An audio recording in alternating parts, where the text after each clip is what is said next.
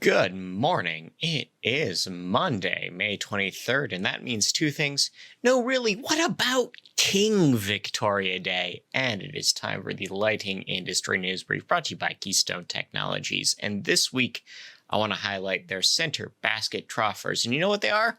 They fit in a 2x2 slot. That's the most important thing. Right after that, Power Select on the box. Color Select on the box. Architectural grade design out of the box. That's efficiency. That's long life. It's great for your schools. It's great for your offices. It's great for your commercial applications where you've already got the grid indoors. Easy to install, easy to service. That's KeystoneTech.com. Fixtures made easy. Into the news. Tungsram has filed for bankruptcy protection.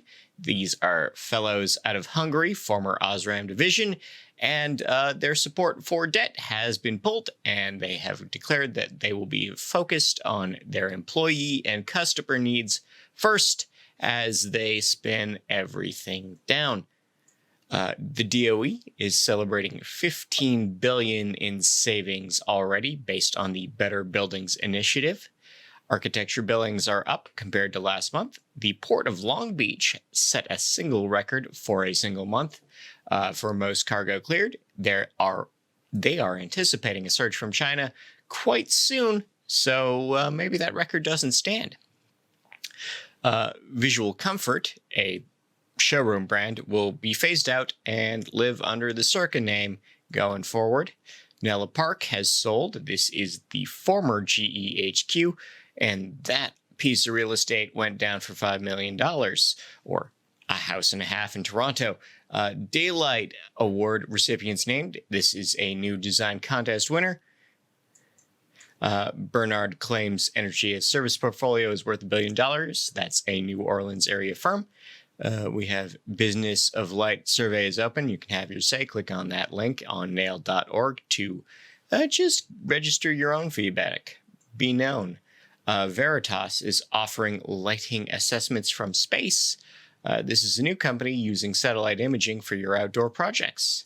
In legal news, Seoul Semiconductor has sued Fine Light. This is a brand new patent infringement case filed in the U.S. Seoul has won over Violeds in Europe, and an import prohibition has kicked in. Chorus has teamed with University of Strathclyde over UVIP portfolio, specifically high-intensity narrow-spectrum disinfection tech. And JLC Tech v. North American has settled as part of their patent case. In events news, June 10th to 11th, you can go to NECAN in Illinois. This is for cannabis production, lighting as an aside.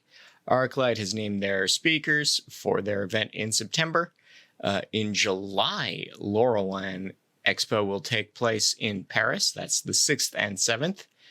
The IES annual conference is open for registration. That's in New Orleans in August 18th through 20th. Recolite has planned a live and in-person event for circular economy and lighting. This is set for one day in September 22nd in London. In IoT news, Synapse has joined Jaga. Universal Douglas has gotten the nod from the UL for cybersecurity status. TALQ, that's the TALQ Smart City Protocol, is celebrating its 10th year. Signify will be collaborating with Intelligent Waves. That's a cloud service for Li-Fi. DALI 2 is bolstering compatibility in a way that DALI 1 did not. And JDRF has joined the LCA. They make sensors and software. In Rep Agency News, Salix has joined the EFC. And recommended reading all this on nail.org. We have a discussion of how to find grants for your rural business. We have how to determine if your lamps are compliant. We have a rethinking of control sales. We have Al Gore giving a TED talk. We have Scott Wachter, I think that's me, recapping Roland, as does John Bullock. Roland was the Responsible Outdoor Light at Night conference virtual event from the UK. We have Emilio Hernandez on the circular economy, and 7 concepts coming to an education series or conference near you. In market projections, the UVC market will generate $18 billion in revenue by 2030. 24 billion in activity for vertical farming at the same time, 13% gains for smart grid sensors, and the grow light market will expand by 13%. We have in R&D a study from the Technical University of Košice in Slovakia, determining that daylight does change your color perception. In dark sky news, Jackson Hole, Wyoming residents are calling for no street lighting.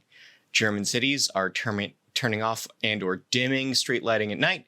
Energy costs are up, light pollution is down. That's true for the UK. Bats, they still don't like light at night. We keep learning this. Fort Myers, Florida is boosting lighting regs, specifically for sea turtle season. Night shift work does raise your risk of a number of cancers, and crash reports are insufficient to measure lighting's effects on safety. This is a new comprehensive study available right now. Maybe we should be growing cannabis outside. This is Ryan Douglas busting some myths. Cubic Farms in Deliot are creating a carbon credit program for indoor growers. In People News, Joe Hayden has joined Grid Beyond as a VP of Revenue. Lightline is beginning a generational leadership transition. National Grid is staffing up ahead of storm season. Randy Reed will be the publisher of Nelmco's magazine. They didn't even ask me. I'm hurt. And Margaret Wong has joined the Committee of 100, which is probably not meant to sound sinister. In local news, Philadelphia is considering LED upgrades. Stafford County, Virginia has started a smart city pilot projects. There's new incentives for efficiency in Washington. The U.S. Army Corps of Engineers will be saving energy and money after upgrades. Birmingham, Alabama has suffered from lighting equipment thefts recently. British Columbia is offering rebates for residential projects. Minnesota's infrastructure gets a C grade for the second year in a row, but that's a pass. That's a pass. Don't feel bad, Minnesota. West Columbia, South Carolina will be upgrading 1,000 outdoor lamps. We have new energy incentives for Louisiana farmers. We have Asheville, North Carolina, not being billed correctly for street lighting, and Atlanta, Georgia is ceding their lighting controls and other projects to Georgia Power. In things you can make, this week we have a ping pong LED display wall and a flatbed scanner turned into a light table for your project needs. Until next time, I've been Scott Walker. Thank you for listening. Have a good week. Enjoy the music. Thank you to Nailed. Well, I've been a moonshiner for 17 long years, and I've spent all my money on whiskey and beers. I go to some hollow and I set up my still, and I make you a gallon or $2 bill.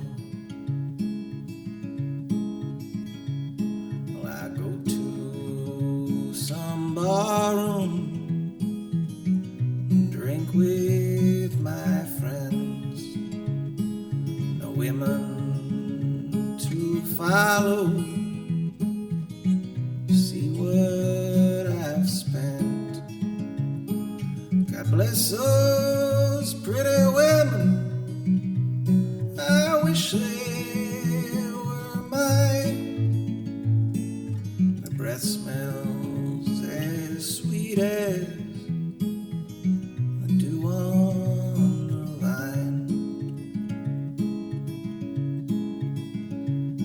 So I'll eat when I'm hungry, drink when I'm dry.